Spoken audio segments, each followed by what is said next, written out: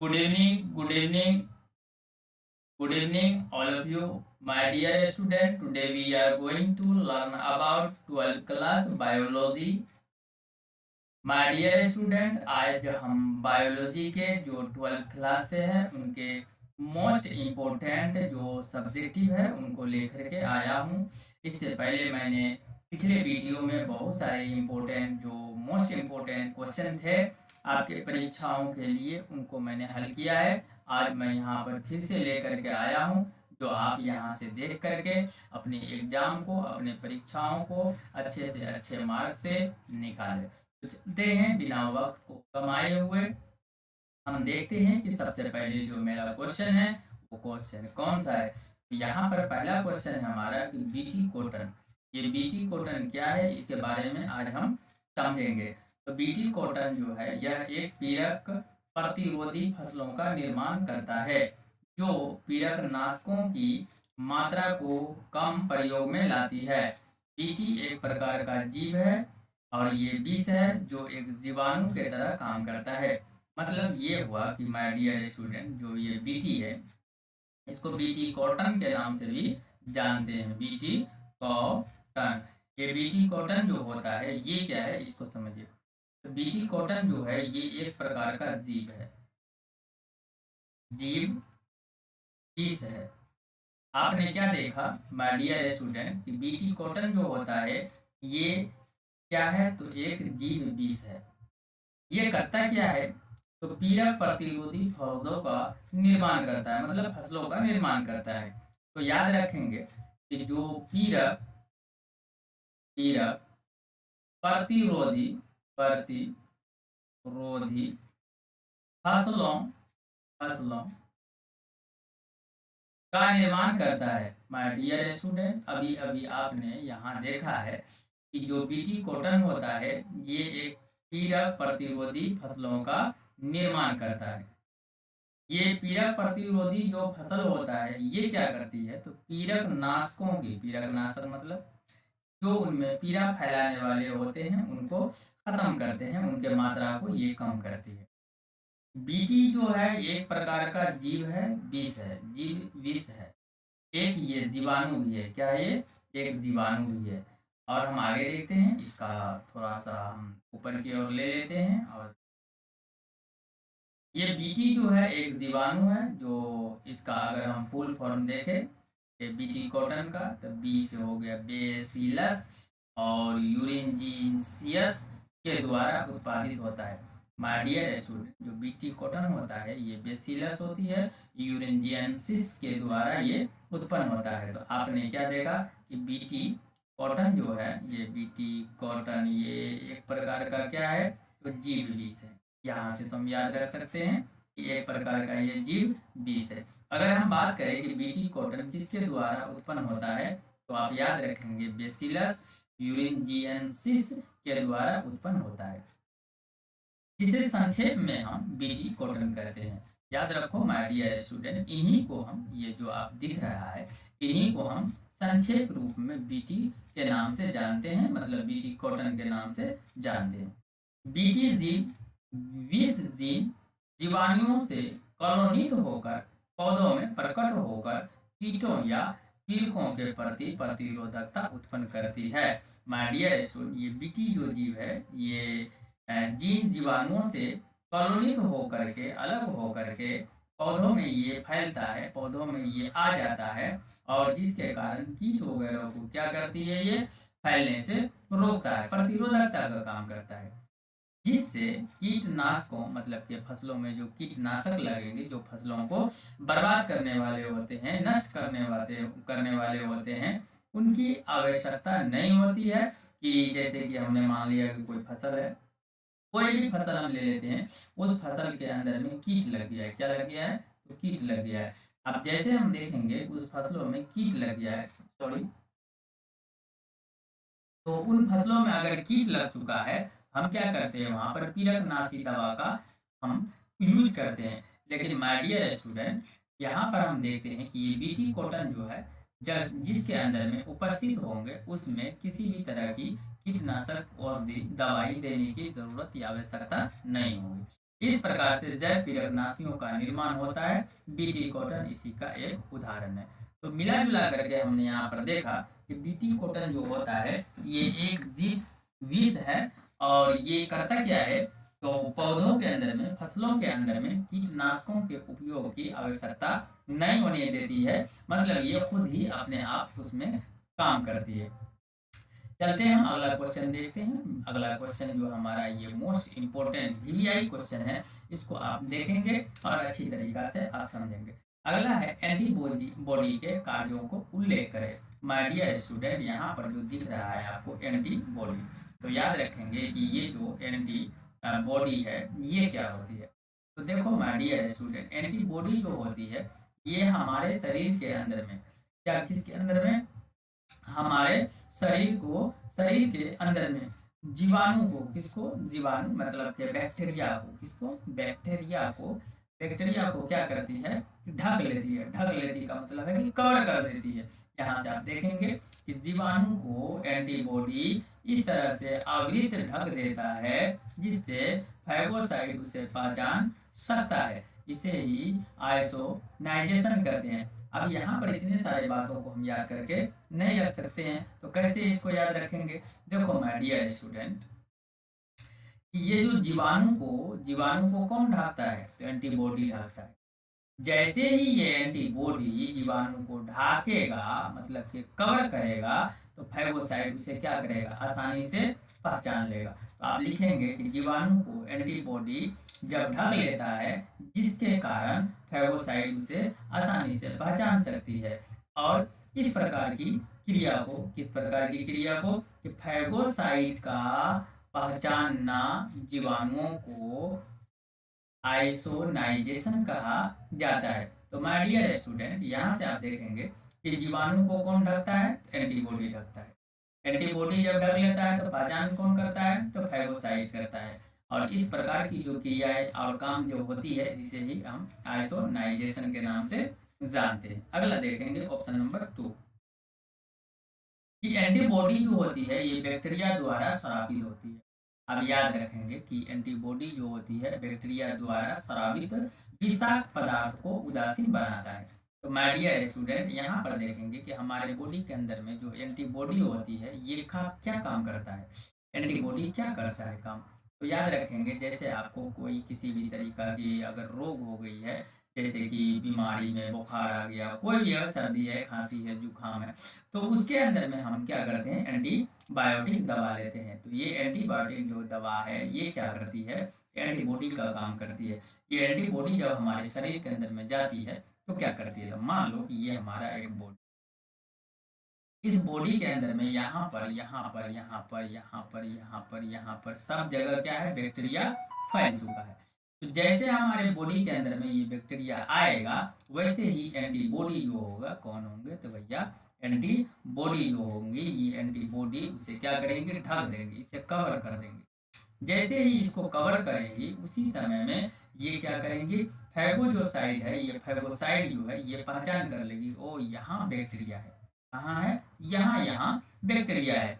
और इस प्रकार की जो पहचान करने की जो क्रिया होती है उसी को हम आइसोनाइजेशन के नाम से जानते हैं। आगे देखेंगे कि जो हमारे बॉडी के अंदर में एंटीबॉडी होती है ये क्या करती है, ये बैक्टीरिया जो आया है यहाँ पर, इस बैक्टीरिया के द्वारा जो जहरीले पदार्थ हमारे बॉडी से निकलता है और ये बॉडी के अंदर में जो फैलने लगता है, इसी को क्या करती है कि ये एंटीबॉडी जो होती है ये क्या करती है, तो न्यूट्रल बनाती है, न्यूट्रलाइजेशन करती है, मतलब कि इसे ही ये उदासीन कर देती है।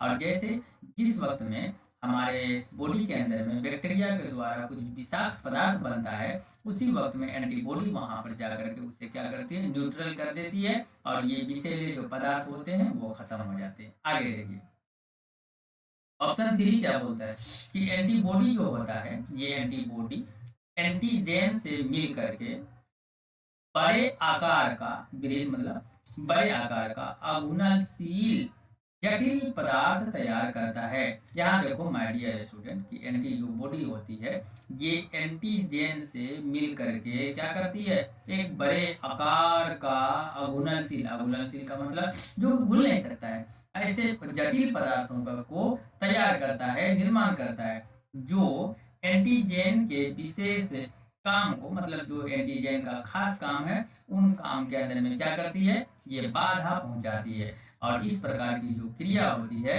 इसे ही हम एग्लूटिनेशन के नाम से जानते हैं। चलते हैं हम आगे की और नेक्स्ट क्वेश्चन देखते हैं। नेक्स्ट क्वेश्चन हमारा क्या है, जो मोस्ट इम्पोर्टेंट क्वेश्चन है, मैं उन क्वेश्चनों को ले रहा हूँ, आगे हम देखेंगे कि और हमारे लिए कौन कौन इम्पोर्टेंट बनेगा। अगला सवाल है हमारे लिए ध्वनि।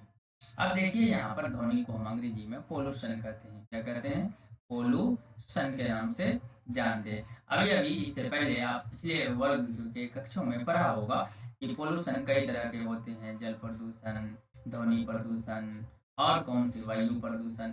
पर यहाँ पर जो लिखा हुआ ये ध्वनि प्रदूषण, मतलब ये हुआ कि प्रदूषण, ध्वनि प्रदूषण पर नियंत्रण करने के उपाय को लिखे। क्वेश्चन है कि ध्वनि प्रदूषण को नियंत्रित करने के उपाय को लिखे।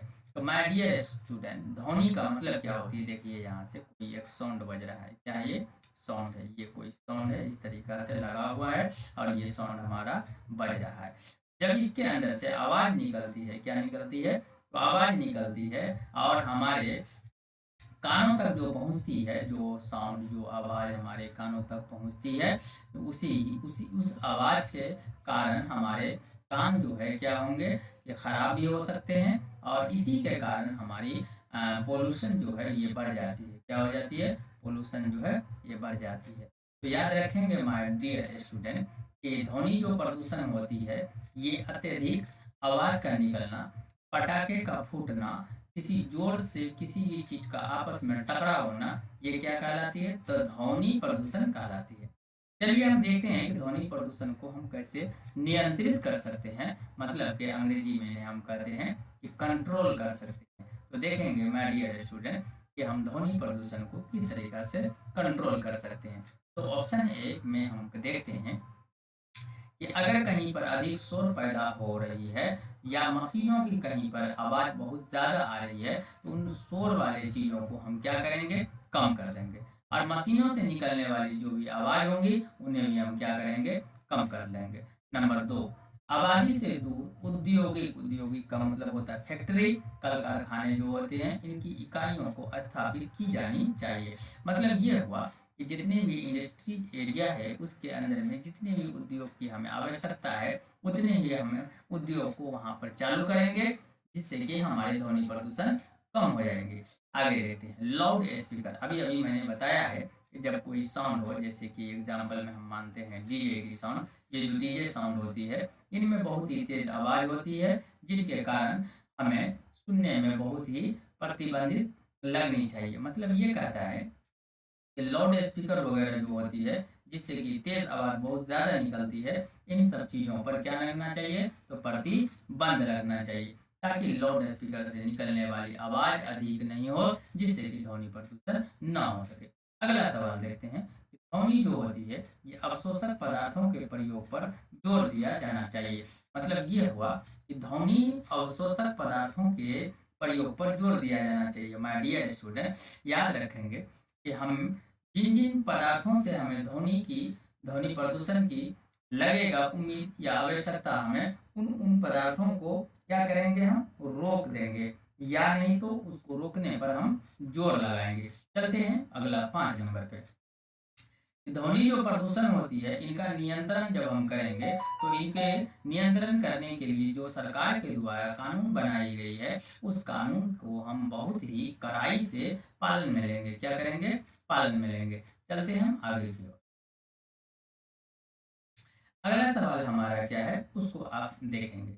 My dear student, this is a most important. आज मैं जो कराने वाला हूँ ना प्रश्न, ये सारे मोस्ट इम्पोर्टेंट होंगे, मोस्ट इम्पोर्टेंट होंगे 12th क्लास साइंस स्टूडेंट के लिए, मोस्ट इम्पोर्टेंट होंगे। चलिए हम देखते हैं अगला सवाल हमारा क्या है। कहता है शुक्र जनन की प्रक्रिया के नियम में शामिल होने वाले हार्मोन के बारे में बताइए। तो माय डियर स्टूडेंट, यहाँ आप देखेंगे कि जो शुक्र जनन होती है, मतलब कि स्पर्म की जो निर्माण होती है, उनके अंदर में कौन कौन से हार्मोन काम करते हैं, फंक्शन ऑफ हार्मोन यहाँ पर बताया जाता है। तो देखेंगे माय डियर स्टूडेंट जो पिट्यूटरी ग्रंथि होती है, इनके द्वारा कुछ हार्मोन निकलती है, जिसमें कि हमने देखा है कि कुछ हार्मोन जैसे कि फॉलिकल हार्मोन है, स्टिमुलेटिंग हार्मोन है, FSH जिसको, तथा पीत पिंडर या ल्यूटोनाइजिंग हार्मोन LHS के नाम से भी हम जानते हैं। तो ये सारे जो हार्मोन है ये शुक्र जनन के अंदर में काम करता है। तो इन सब चीज़ों पर हमें थोड़ी ध्यान देनी चाहिए और इन सब चीज़ों को हमें देख करके परीक्षा में शामिल होनी चाहिए। देखेंगे कि ये जो अभी अभी हमने ऊपर में हार्मोन वगैरह को देखा था, LHS देखा था, तो ये जो है ये हाइपोथैलेमस जो होती है, यानी जिसको हम आधे सचेतक के नाम से जानते हैं। माय डियर स्टूडेंट, देखिए ये मेरा एक ब्रेन है, क्या है ये ब्रेन है। ब्रेन के जो यहाँ वाले भाग होते हैं इसको अग्र ब्रेन या अग्र मस्तिष्क के नाम से जानते हैं, और ये आपका पीछे वाला हो गया, इसको हम पश्च मस्तिष्क के नाम से जानते हैं, और ये बीच वाला जो आपको दिख रहा है इसे हम मध्य मस्तिष्क के नाम से जानते हैं। फोर ब्रेन, मिड ब्रेन और हिंड ब्रेन, ये हमारे ब्रेन के तीन ऐसे भाग। यहीं पर एक पार्ट लगी होती है जो छोटी सी होती है, इसी को हम कहते हैं हाइपोथैलेमस कहते हैं। क्या कहते हैं? हाइपोथैलेमस कहते हैं। तो हाइपोथैलेमस के अंदर में क्या होती है? तो हाइपोथैलेमस के द्वारा कुछ ऐसी पदार्थ निकलती है जिनको हम गोनेड्रोपिन या रिलीजिंग हार्मोन के प्रभाव से स्रावित होता है। तो हमने यहाँ पर क्या देखा है, इसे हाइपोथैलेमस के अंदर में जो हार्मोन रिलीज होता है, ये गोनोट्रोपिन रिलीजिंग के हार्मोन के प्रभाव से ये स्रावित होता है। चलिए हम आगे की ओर देखते हैं। अगला सवाल है हमारा कि एंटीबॉडीज तथा इंटरफेरोन्स में अंतर बताएं। My dear student, it's a very important question. चलते हैं हम आगे की ओर देखते हैं कि ये हमारा एंटीबॉडीज और इंटरफेरोन्स जो होता है ये क्या होती है। तभी अभी हमने देखा है पहले पहले एंटीबॉडी में कि एंटीबॉडी जो होती है ये केवल प्लाज्मा की, किसके अंदर में? प्लाज्मा। आपने ब्लड के अंदर में पढ़ा होगा कि जो प्लाज्मा होती है उनके अंदर में कौन पाए जाते हैं? एंटीबॉडी पाई जाती है। इसके अंदर में बी कोशिकाओं उत्पन्न होते हैं। मतलब हमने देखा कि एंटीबॉडी जो उत्पन्न होता है ये बी कोशिकाओं के द्वारा उत्पन्न होता है। तो आप याद रखेंगे कि एंटीबॉडी जो बनता है हमारे बॉडी के अंदर में ये बी कोशिकाओं के द्वारा उत्पन्न होता है। अगर आपसे ऑब्जेक्टिव में पूछ लिया जाए कि निम्नलिखित में से कौन एंटीबॉडी का निर्माण करते हैं, तो आप किस ऑप्शन में मारेंगे? जहां पर बी कोशिका होंगे उनमें आप मारेंगे। आगे की ओर हम देखते हैं। ऑप्शन 2 में देखते हैं कि ये तेजी से प्रतिक्रिया दर्शाते हैं। तो एंटी जो बॉडी जो होती है क्या होती है? एंटी बॉडी जो होती है, तो ये एंटीबॉडी हमारे बॉडी के अंदर में क्या करती है? तो तीव्र मतलब कि स्पीड से वर्क करती है। क्या करती है? स्पीडली वर्क करती है। और हम देखते हैं कि ये अस्थायी होती है, मतलब कि ये परमानेंट नहीं होती है। परमानेंट ये नहीं होती है। आगे देखते हैं कि कोशिकाओं के अंदर ये क्रिया करते हैं। तो एंटीबॉडी कहाँ काम करते हैं? तो कोशिकाओं के अंदर में काम करते हैं। आगे हम देखते हैं इंटरफेरोन। ये इंटरफेरोन्स क्या कहता है इनको समझिए। इंटरफेरोन्स जो होती है ये सूक्ष्म जीव से संक्रमित किसी भी कोशिकाओं से स्रावित होती है। माय डियर स्टूडेंट, जो सूक्ष्म जीव की कोशिका संक्रमित कोशिका होती है उनसे इंटरफेरोन्स क्या होती है? निकलती है। आगे हम देखते हैं ये धीमी गति से क्रिया करने वाले होते हैं। इसमें हमने एंटीबॉडी में देखा कि तीव्र गति तेजी से करती है, और इंटरफेरोन्स में हमने क्या देखा कि धीमी स्लोली करती है। कैसा करती है? स्लोली करती है। और हमने एंटीबॉडी के अंदर में देखा ये अस्थायी सुरक्षा प्रदान करती है, लेकिन ये हमने क्या देखा? इंटरफेरोन दीर्घकालीन सुरक्षा प्रदान करती है। हमने देखा एंटीबॉडी के अंदर में कि ये कोशिकाओं के अंदर में क्रिया करते हैं, लेकिन हम यहाँ पर देखेंगे इंटरफेरोन्स जो होती है ये कोशिकाओं के बाहर क्रिया करती है। अब आप समझ गए हैं कि एंटीबॉडी के अंदर में क्या क्या होती है और इंटरफेरोन्स के अंदर में क्या क्या होती है। चलते हैं हम नेक्स्ट और लास्ट। कहता है ये शरीर की का तृतीय रक्षा स्तर है। माय डियर स्टूडेंट, कि जो इंटरफेरोन्स होती है ये हमारे बॉडी का, किसका? बॉडी का तृतीय मतलब कि 3 लेयर वाला ये रक्षा करता है। मतलब कि 3 लेयर का ये सिक्योरिटी करता है, 3 परतों में ये सिक्योरिटी करता है। लेकिन अगर एंटीबॉडीज की बात करें तो ये द्वि रक्षा स्तर होती है। मतलब कि याद रखेंगे माय डियर स्टूडेंट, ये हमारा बॉडी है। क्या है ये? हमारा बॉडी है। सॉरी सॉरी, ये हमारा बॉडी है। क्या है ये? बॉडी है। तो जैसे ये हमारा बॉडी है और यहाँ से हम तरीका से अगर हम लगा लेते हैं तो ये हमारा बॉडी बन गया। अब यहाँ पर देखेंगे लेयर, ये तृतीय और द्वितीय रक्षा स्तर का मतलब क्या होती है। जैसे मान लो ये हमारा कोई बैक्टीरिया है, कोई जीवाणु है, वायरस है, जो हमारे बॉडी के अंदर में प्रवेश करता है, तो एक लेयर को तो ये डैमेज कर सकता है या करेगा। मान लो ये डैमेज हो गया तो फिर ये नीचे में भी इसके स्तर है, इसकी तो एंटीबॉडीज की, और एक और है, कितने स्तर हो गए, 1 2 3, 3 लेयर हो गए। तो 3 लेयर किस में होता है, तो इंटरफेरोन्स में होता है। डबल लेयर किस में होती है, तो एंटीबॉडीज में होती है। माय डियर स्टूडेंट, आज हमने मोस्ट इम्पोर्टेंट क्वेश्चन को देखा है, और यही क्वेश्चन हमारी परीक्षाओं में 100% आने वाली है। इसलिए आप इन्हें अपने प्रश्नों के अंदर में, अपने उत्तरों के अंदर में इन्हें अवश्य लिखें और इनको याद करके आप अच्छी तरीक़ा से रखें, ताकि आपकी एग्ज़ाम जो है बहुत अच्छी से जाए। चलते हम आगे की ओर, देखते हैं नेक्स्ट वीडियो में।